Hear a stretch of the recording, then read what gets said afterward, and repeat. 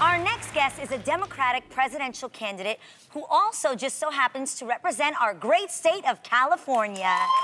Please welcome Senator Kamala Harris.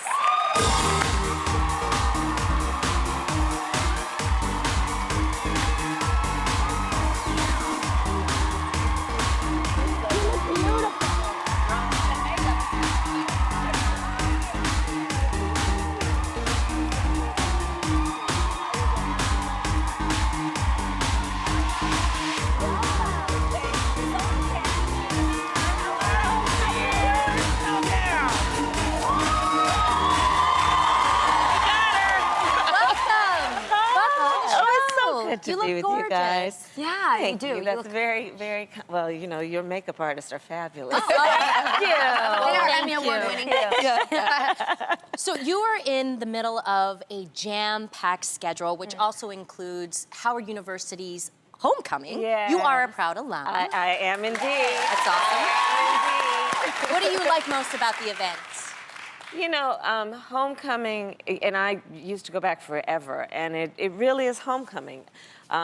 When you attend an HBCU, it really is about being in an environment where everything tells you you can be whatever you choose to be, and that it will be supported.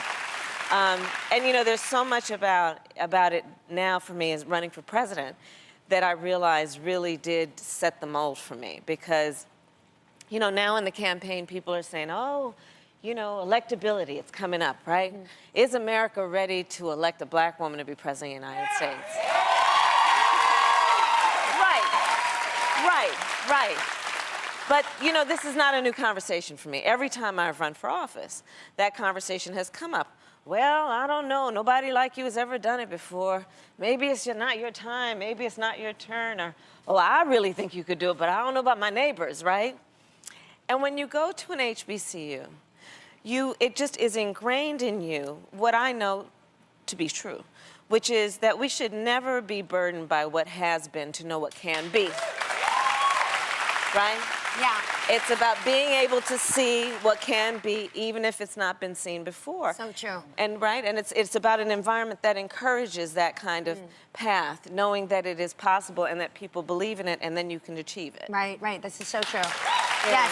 And Senator Kamala, we also know that colleges are really expensive. So do you have any plans to help students with loan debt? I do, and to your point, I've met students. I met a young woman recently who said, you know, you talk a lot about children, which I do, and she said, I'm not going to have children. And I said, why? And she said, because I have figured out that I cannot afford to have children and pay off my student loan debt. Wow. And this is happening around the country, where young people are just saying that they're making critical life decisions based on their student loan. So a number of things. One, I will make sure that we have debt-free college, free community college, but also interest-free loans, because nobody should be profiting off of someone's desire to get an education. Yeah, that's true. And then I'll be rolling out a plan shortly that will be for debt forgiveness for anyone who's making under $100,000 a year. Speaking of children, you actually have two. One is 19 and one is 24.